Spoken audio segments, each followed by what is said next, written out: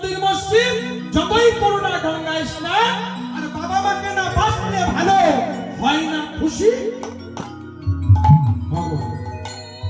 তাই বৈষ্ণব পদাবলী আস্বাদন করতে গিয়ে আবার আমরা বলবো, ওগো বাবা মাকে কেউ ব্যথা দিও না, বাবা মাকে কেউ দুঃখ দিও না। এজন্য বাবা মার চোখে যতটা জল পড়বে, পরের জন্মে আমি কি হব জানি না, আমি মানুষ হই আর পশুকুলেই জন্মাই, আর তৃণলতা বৃক্ষ হয়েই জন্মাই। যেখানেই জন্মাই না কেন, আমার সেই জন্ম কিন্তু সুখকর হবে না। কথাটা মাথায় রাখবেন।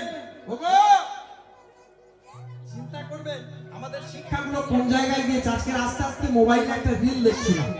আমার গুরুদেব শ্রীমান সুমন ভট্টাচার্য মহাশয় তিনি একটা গান গাইছিলেন, ওই যে নবদ্বীপে যেদিন হরিনাম সংকীর্তনের সূচনা হয় সেই গানে, তা সেই গানটা তিনি গাইছেন আর রিল করেছে পাড়ার কতগুলো মাতা। আমি তীব্র প্রতিবাদ করি, নিন্দা করি, হরিনামকে নিয়ে এমন তাচ্ছিল্য বন্ধ হওয়া দরকার।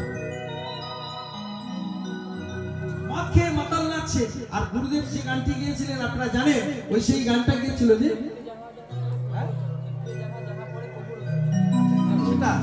আর যে সঙ্গে প্রভু আরম্ভ করেছিল ওই যে নৃত্য আরম্ভিলা প্রভু জগতের প্রাণ, ওই গানটার সাথে সাথে গুরুদেব গাইছেন, তার সঙ্গে আখর হচ্ছে। দেখছি মাতাল ছেলে কতগুলো মদের বোতল নিয়ে মদকে ধেই ধেই করে নাচছে, কত রকম এত যে অঙ্গভঙ্গি। এই জন্য আজকের আমার হিন্দু সনাতন ধর্ম রসাতলে যাচ্ছে। খেয়াল রাখবে, জানতে হবে, বুঝতে হবে, বাঁদরের আদর বেশি হচ্ছে সারা দেশে, আর বাবা মার সেবা ছেড়ে ওই কুত্তা কিনে পোষে। দেখবেন বড় বড় বাড়ি যারা হাঁকিয়েছে, 4 তলা 5 তলা বাড়ি পাহারা দেওয়ার লোক নেই, বাড়ির বাইরে বড় করে লিখে রেখেছে কুকুর হইতে সাবধান। মানে এটা মানুষের বাড়ি নয়, এটা কুকুরের বাড়ি। মানুষ হয়ে জন্ম নিলে তারে মানুষ বলে না, মানুষ বলবো সেই দিন যেদিন তার জাগবে জ্ঞানের চেতনা। হৃদয়কে কলুষিত করে হৃদয়ের আয়নাটায় ভালো করে কামনা বাসনার কাদা মাখালে সেই আয়নায় কি আর মুখ দেখা যাবে? তাই গোবিন্দের মুখ যদি দেখাতে হয়, এই ছোটবেলা থেকে ওই বাচ্চাগুলোকে নিয়ে হাতে হাতে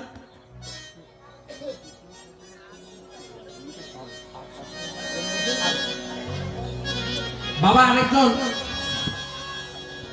লোকের কথা বললেন, আমি তাকে লোক বলবো, আমি তাকে শিল্পী বলবো।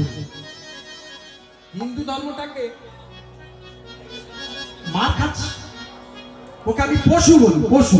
আপনারা কি বলেন জানি না, ওর নামটা ধরতেও আমার খুব লজ্জা। কদিন আগে জয়নগরের বুকে পেটা গেল, কিনা আপনারাই জানেন, শয়তান, ভণ্ড, প্রতারক। মহাপ্রভু বলেছে যে একটা আমাদের বৈষ্ণব পদাবলী আছে, যেখানে আমার শ্রীমান গুরুদেব গিয়েছে, ওই যে পদটা আপনারা, ওই যে মাধব হে বহুত মিনতি করিত। এই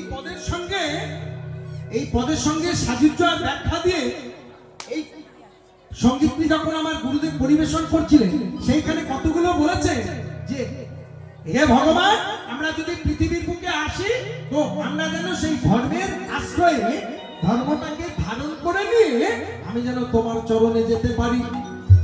কিন্তু সেই পশু এসে কি করছে জানো? বলছে কলিযুগের মানুষ দুটো জিনিস জানে, এক ভক্তিতে ভগবানকে ভালোবাসতে জানে, তাই আজকে ধর্মটা কিছু হলেও টিকে আছে। আর কিছু আছে পশু, তারা ভগবানের এই মানে ঔদার্য, এই সৌন্দর্যটাকে কিভাবে দেখে? যুক্তিতে দেখে। হ্যাঁ গো, যুক্তিতে কোনোদিন ভগবান কেউ পেয়েছে? এর উদাহরণ কোথাও পেয়েছে? সব কথায় খালি যুক্তি খুঁজে পাবে, যুক্তি খুঁজে পাবে। আরে 18 পুরাণে যা লেখা আছে সবটাই ভুল। বাবা মারা গেছে বলে শ্রাদ্ধ করবে না, এমন একটা পশু। আমাদের 18টা মহাপুরাণ, এই 18টা পুরাণ আছে, 18 পুরাণের মধ্যে মৎস্য পুরাণ আর গরুড় পুরাণ, এই দুটো পুরাণের মধ্যে শ্রাদ্ধের কথা উল্লেখ আছে। তাহলে মহর্ষি বেদব্যাস যেখানে প্রক্ত, যেখানে বলেছে, যেখানে আগে ভাগে লেখা হয়েছে। আচ্ছা, আপনি কোনোদিন শুনেছেন পুরাণ আপনার সময় লেখা হয়েছে? আমার ঠাকুরদার মুখ থেকে শুনে এসেছি, বাবার মুখ থেকে শুনে এখন আমি শুনছি, আমার পরে আমার ছেলে শুনবে, তারপরে তার পরম্পরা শুনবে। এ পশু এসে বলে এগুলো ভুল। হ্যাঁ, সবসময় চেষ্টা করতে হবে ওদেরকে একটু দূরে রাখতে, ওদের কথা না শোনা, ওদের নাম উচ্চারণের সাথে সাথে ভক্তি জগতে ভক্তি নষ্ট হয়। তো জয়নি তাই সমস্ত হরিসভা কমিটি এবং সকল ভক্তদেরকে বলবো এইসব অভক্তদের নিয়ে কীর্তন করার থেকে একটু দূরে সরে থাকা ভালো। কেন? ওদের থেকে যত দূরে থাকবো আরে ততই আমাদের মঙ্গল। কেন?